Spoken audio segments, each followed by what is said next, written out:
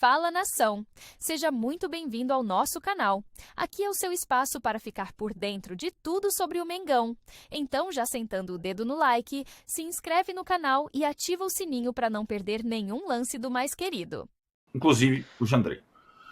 Muito bem. No Rio de Janeiro, Fla-Flu, 0-0. O jogo foi ruim. Curioso, né? Os dois únicos jogos que talvez o Flamengo não tenha ido bem nesse período, o Felipe Luiz, foi justamente contra o Fluminense. Perdeu um, empatou outro. Não que o Fluminense tenha ido bem, né? Foi um 0-0 ruim para os dois lados. Até o campo estava ruim também. Mauro César. E o Flamengo eu queria que o Mauro explicasse por que apenas 34 mil pessoas. Boa, Mauro. Diga lá. Diga lá, Mauro. Bem, sobre o público, né? Aí quem tem que explicar isso são os cartolas, né? No caso, o mando foi do Fluminense. Imagino que o Fluminense tenha definido os preços, né? E acaba tendo um público muito ruim. A torcida do Fluminense também vai muito pouco nesses jogos, né? Muito pouco. Os 37 mil presentes, o quê? Talvez nem 10 mil tricolores. Mas é um público muito pequeno, né? O jogo também não merecia público nenhum, né? O jogo foi um horror. Uma coisa medonha, né?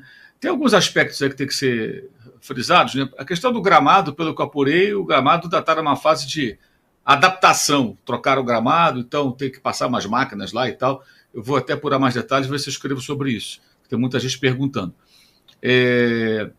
Mas não dá para jogar no verão 4 horas da tarde, 4h30 da tarde. O planeta está mais quente, gente. O calor é cada vez mais, como diria o antigo narrador, ensurdecedor. Então não dá, cara. Não dá para jogar 4h30 da tarde. É muito quente, isso afeta o desempenho dos jogadores, ainda mais no Rio de Janeiro. A sensação térmica do gramado era superior a 40 graus. Esse jogo tinha que ser à noite. Não dá para jogar nesse horário, nessa época do ano. Ah, mas a televisão... Pois é, então a televisão impõe e ela tem um produto de pior qualidade, porque realmente não tem condição. No ano passado, nem era fevereiro, esse jogo foi em outubro, se não falha a memória, novembro, o Arnaldo e o Tironi estavam também lá no Maracanã, no Flamengo São Paulo, para a Copa do Brasil. Uma coisa insuportável. É uma estufa, uma coisa assim medonha, um calor assim de matar. Imagina em pleno mês de fevereiro, no auge do verão, né, 4h30 da tarde. Isso, claro, que impacta no jogo também. Não justifica o nível do jogo totalmente, mas tem um peso que não pode ser ignorado. O Fluminense tinha que vencer o jogo, mas o Fluminense entrou para impedir que o Flamengo jogasse. Deveria ter um segundo estágio nesse plano de jogo. Primeiro estágio, eu vou evitar o jogo do Flamengo, vou travar o Flamengo. Travou uma parte do tempo, embora as melhores chances tenham sido do Flamengo, como essa, que foi a melhor na cabeçada do Cebolinha, que o Fábio defendeu muito bem. Mas qual era o segundo passo desse plano do Fluminense? Para tentar ganhar o jogo que era necessário. A não ser que o Mano Menezes queira disputar a Taça Rio, né? O Botafogo é bicampeão da Taça Rio, mas tem que chegar em 8º. Chegar em 9º não teria Taça Rio. Então, acabou que foi um jogo muito ruim por vários motivos, né? A proposta do Fluminense, bem sucedida em uma parte, mas não atendeu às necessidades do time no campeonato, e a incompetência que o Flamengo teve também de conseguir superar o bloqueio do Fluminense uma parte do tempo, muita circulação de bola para o lado e tal, sem conseguir chegar em condições de finalizar. Mas, enfim, é pré-temporada também, é um jogo de pré-temporada. Muita discussão porque o Arrascaeta não jogou contra a Portuguesa, não jogou no sábado. Eu imagino, o Felipe Luiz não falou exatamente sobre isso na coletiva, mas eu imagino que ele deve ter pensado. Ele está tratando o Arrascaeta e o De La Cruz como dois bibelôs, né? Um cuidado danado, porque são jogadores que têm histórico de lesões, quer tê-los em condições na parte importante do campeonato, da temporada, que não é agora, obviamente. Jogou contra a Portuguesa, jogou contra o Fluminense. No meu entendimento, ele pensou, no jogo mais leve, eu ponho o Arrascaeta. No jogo mais pesado, não está na hora. Vou segurar o cara. Eu acho que foi isso. Treinou no domingo, treinou no sábado e não jogou. Tanto a Arrascaeta quanto o De La Cruz e o Varela, que foi até o Uruguai, porque a mãe dele morreu na semana passada, então não teve a sequência normal de treinamentos. Eu vi dessa maneira. Aí muita gente reclama. Eu entendo até, eu queria ver o Arrascaeta contra o Fluminense, não contra a Portuguesa, mas o critério dele está sendo ele foi muito direto. Não teve media training, não. Apesar do fanfarrão, que você sempre lê as mensagens dele aí, vou defender aqui o Felipe Luiz. Não teve media training. Ele mandou a letra de uma maneira que nenhum técnico manda. Questionado sobre isso, ele falou, eu não vou, entre aspas, matar ninguém no campeonato estadual, no Carioca. Se isso me custar o emprego, azar. Acho que ele foi bem direto. Ele está fazendo o que ele acha que tem que fazer. Do ano passado, cobraram do Tite que ganhasse o campeonato, quando ele chegou ao Flamengo no final do outro ano, né? Olha, temos que ganhar, porque o Fluminense é bicampeão, não pode ser tri em cima do Flamengo e tal. O Tite levou isso tão ao pé da letra que botou um time misto na Libertadores por conta da final do Carioca, já estava 3-0 para ele, no primeiro jogo. E foi muito criticado ao longo do ano, porque o Arrascaeta jogou no estadual, agora não consegue jogar, o De La Cruz não teve férias. Ele está fazendo o contrário. Então o pessoal tem que se decidir. Criticavam o Tite por conta disso. Aí o Felipe faz tudo diferente, não dando essa relevância toda ao estadual, porque não tem, de fato. Eu acho que ele está certo. Ele falou, quero ganhar, mas dá para ganhar poupando. E dá. Se perder, perdeu, paciência.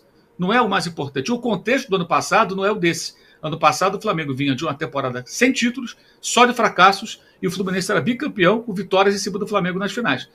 Sendo a mais recente até então de 4-1. Então tinha ali um valor especial aquele Campeonato Carioca pelo cenário. Não tem o desse ano. Não tem. Então acho que ele está certo e acho que ele tem sido bem corajoso até em alguns posicionamentos. Tem respaldo até aqui, mas nós sabemos como funciona o respaldo para técnico do futebol brasileiro. Futebol mundial, né? Se a coisa não funcionar, qualquer um pode rodar. Até ele, apesar de ser mais difícil, porque ele é ídolo da torcida, ele está muito em alta. Mas acho que ele teve uma postura até corajosa. Ao deixar claro, não vou matar ninguém no Campeonato Carioca, vou colocar o time que eu tenho que colocar. E poderia ter jogado mal com a Arrascaeta em campo também, não ia mudar nada. De repente poderia ser também uma porcaria de jogo, mesmo com o Uruguai no gramado. Né? Então, acho que foi assim, um jogo muito ruim, numa sequência que o Flamengo tem de Botafogo depois de amanhã e Vasco no sábado. Tem isso também. 3 clássicos em sequência. Né? E o Botafogo que ontem perdeu para o Madureira e perdeu a chance de superar o Flamengo na classificação. E o Flamengo está com a classificação muito bem encaminhada e uma chance até bem razoável de ser o primeiro, embora tenha que superar o Volta Redonda. Ô Danilo, o flamenguista, o âncora, fala. Já que nós estamos falando em época de pré-temporada, o gramado do Maracanã também está em pré-temporada. Tá, exato, tá duro, reclamando que tá duro o gramado. Lá em Minas, Danilo, o rubro-negro ficou de olho porque o Gabigol foi expulso, dizem que o Fabrício Bruno errou num dos lances também. Cássio. E aí, passa ano, volta ano, o Cássio também não foi bem, passa ano, o Cruzeiro contrata um monte de jogador, mas quem resolve é o Hulk, de novo, e aí 2-0 pro Galo. Realmente impressionante a forma física do Hulk, todo mundo em pré-temporada, mas o Hulk sobrando, né? Realmente, talvez seja um estilo do Cristiano Ronaldo de obsessão por manter a forma física, né? O cara que treina o tempo inteiro e é realmente impressionante o Hulk, 39 anos, fazendo o que faz ainda, decidindo jogo atrás de jogo, contra todos os milhões investidos pelo Cruzeiro.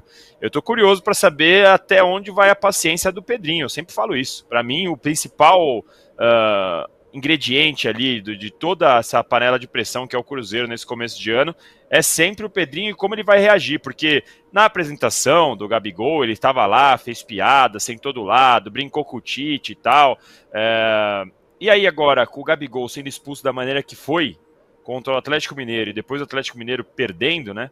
Quando o Cruzeiro ganhou 2 partidas seguidas depois da saída do Diniz, finalmente, agora temos um time, temos um treinador, temos um... E aí agora a realidade batendo a porta, porque o Gabigol foi expulso de uma maneira absolutamente infantil, o Cássio falhou, o Fabrício Bruno não foi tão bem, o Dudu não jogou nada. Então realmente eu tô querendo saber quando vai ser o primeiro áudio vazado. Eu sempre falo isso aqui, porque para mim isso é decisivo em como vai ser a temporada do Cruzeiro. A paciência do dono. A gente tem que entender lá que agora é um dono e que vai querer cuidar do Cruzeiro como se fosse o brinquedo dele, não necessariamente de uma maneira mais profissional possível. Basta ver como ele tratou o Caio Jorge no final do ano passado, o próprio Lautaro no final do ano passado, vazando o áudio lá, agora eu vou contratar quem traz gol.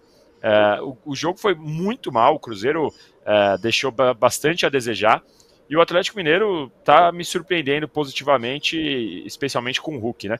O Atlético Mineiro que perdeu jogadores importantes, contratou o Júnior Santos que não pôde jogar pela expulsão e tudo, mas estou achando surpreendente. Estamos chegando em 3,5 mil likes, hein? Faltam só 500 para chegar na nossa meta de 4 mil likes.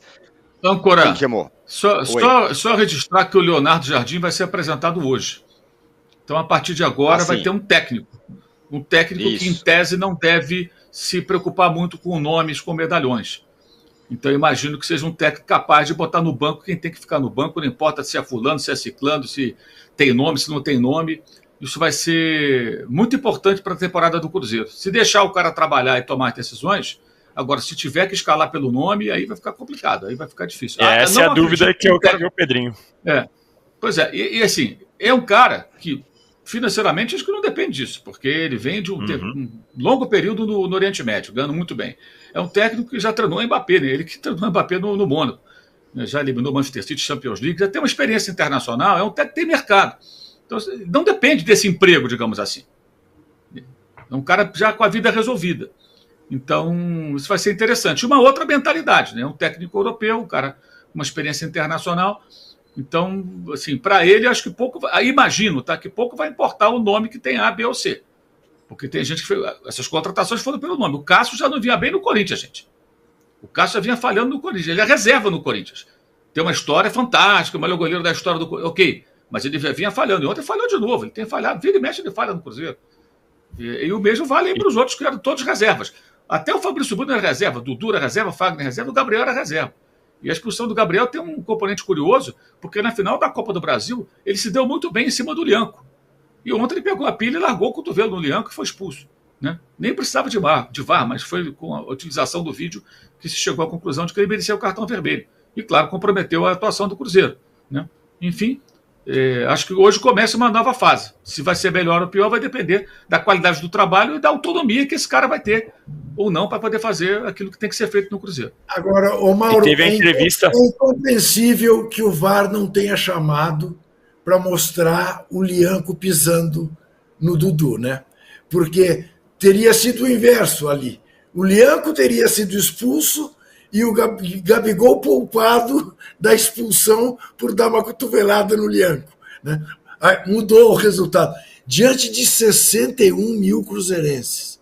Olha só o tamanho do vexame.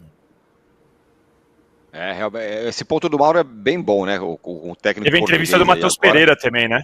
Admitindo que queria ter saído para a Europa e tal. Isso também é relevante para o Cruzeiro, né? Um jogador do peso que tem, ter falado isso, tá, é importante.